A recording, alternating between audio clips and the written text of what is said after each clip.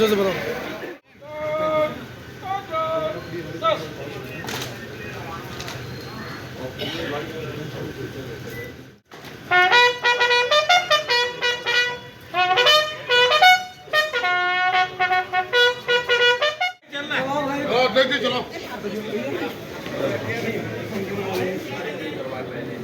जबकि 2014 से सरकार आप लोग गए हैं, उसमें आप लोग जांच उसमें क्यों नहीं करवा पाए? देखिए, कोई भी हो,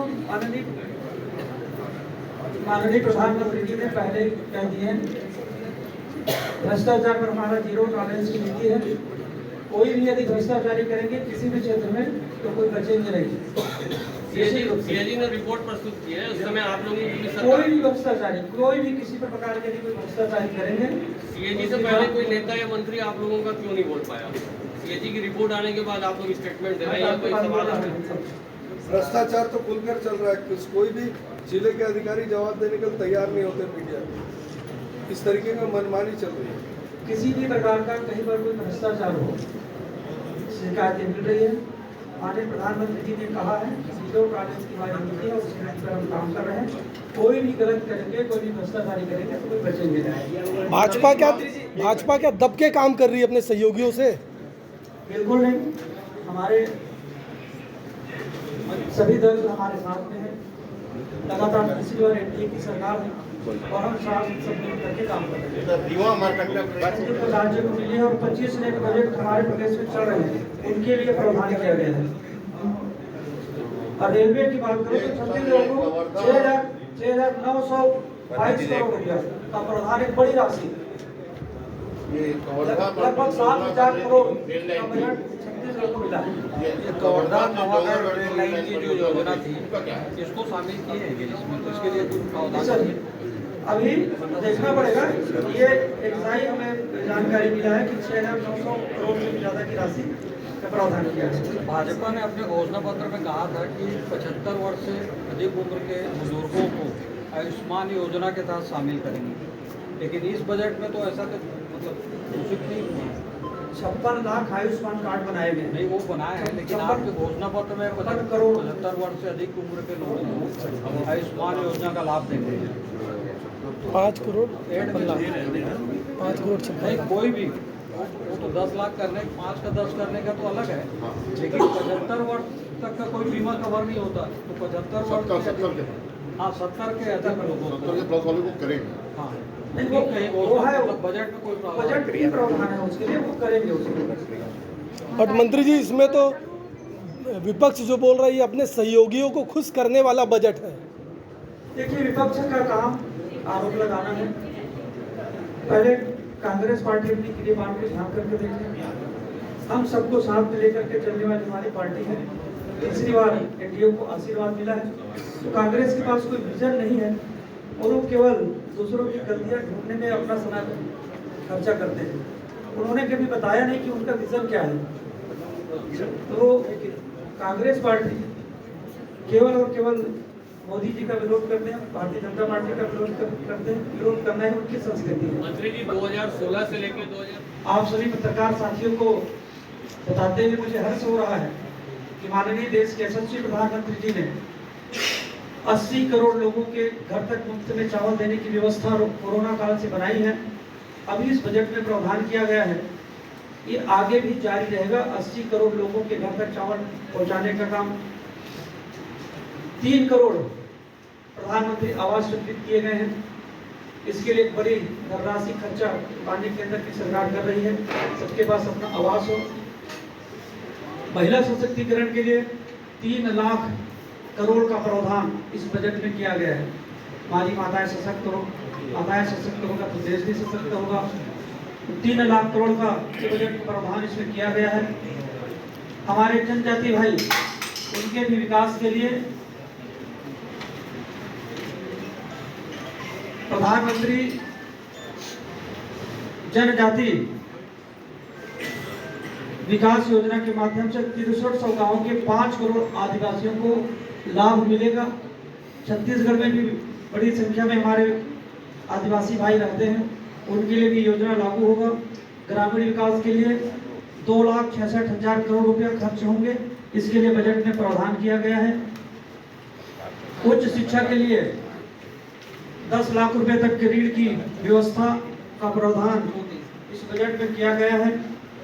मॉडल कौशल ऋण योजना को संशोधित कर 7.5 लाख रुपए तक किया गया है। मुद्रा ऋण की सीमा 10 लाख से बढ़ा करके 20 लाख कर दी गई है। एक नई योजना प्रधानमंत्री सूर्य घर मुफ्त बिजली योजना शुरू की जा रही है। इससे अब मुफ्त में बिजली तो मिलेगी ही, शेष बिजली का विक्रय करके हमारे किसान भाई, हमारे ग्रामीण जन, हमारे शहरी आबादी में रहने वाले लोग अतिरिक्त आमदनी कमा सकते हैं। 1 करोड़ युवाओं को सिर्फ 5 कंपनियों में इंटर्नशिप दी जाएगी। इंफ्रास्ट्रक्चर के विकास के लिए 1 लाख करोड़ का प्रावधान इस बजट में किया गया है। हमारे देश की अर्थव्यवस्था कृषि पर निर्भर होता है, तो किसानों की खेती बाड़ी के लिए कृषि की 32 और बागवानी फसलों की 100 नई उच्च पैदावार वाली जलवायु अनुकूल किस्में जारी की जा रही है। खेती को बढ़ावा देने के लिए आने वाले 2 वर्ष में 1 करोड़ किसान को प्रमाण पत्र और ब्रांडिंग द्वारा सहायता देकर के प्राकृतिक कृषि शुरू की जाएगी। इसके लिए भी बजट में प्रावधान है। 10,000 आवश्यकता आधारित जैव आदान संसाधन केंद्र स्थापित किए जाएंगे। सभी पहला अवसर आया जब मेहनत के आधार पर, परिश्रम के आधार पर और अपने किए हुए जन सुविधाओं के आधार पर माननीय मोदी जी की तीसरी बार सरकार आई और तीसरी बार सरकार आने के बाद ये पहला बजट पेश किया गया। 2024-25 का यह बजट 2047 के को विकसित भारत के संकल्प को पूरा करने वाला बजट है।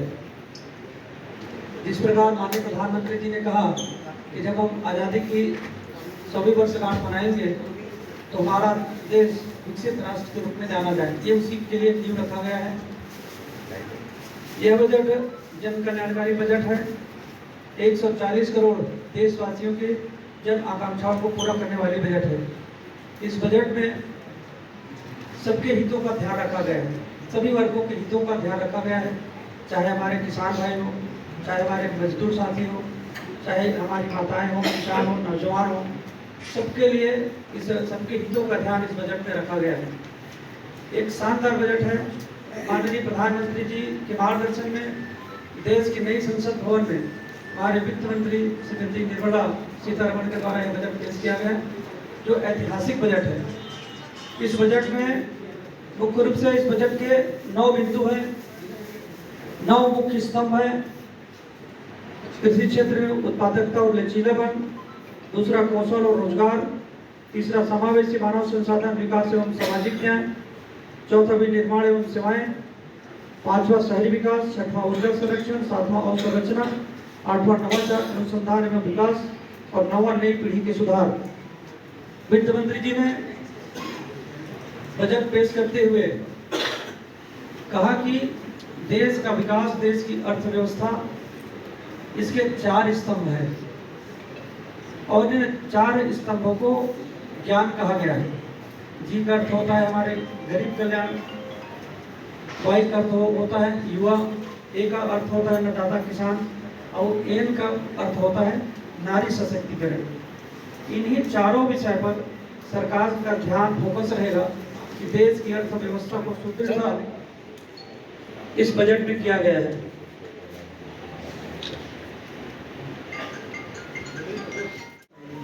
गुरु जी को छोड़ेंगे नहीं ना। पत्रकार वार्ता में उपस्थित सभी पत्रकार मित्रों का मैं स्वागत करता हूं, अभिनंदन करता हूं। हमारे साथ सभी योजनाएं शुरू की गई है, जिसके बजट में प्रावधान है। सिटीज 2.0 शहरों में निवासियों के जीवन स्तर में सुधार लाने के लिए नई योजना प्रारंभ की गई है। राष्ट्रीय शहरी डिजिटल मिशन का शुभारंभ किया जाएगा। देश में पहली नवाचार को बढ़ावा देने के लिए 4 नए सेंटर ऑफ एक्सीलेंस खोले जाएंगे। ये 3 नई योजनाएं शुरुआत की जाएगी। शहरी विकास की योजनाओं के लिए पिछले वर्ष के मुकाबले इस वर्ष 10% बजट बढ़ाया गया है। अब 42,000 करोड़ का प्रावधान इस बजट में है शहरी विकास के लिए।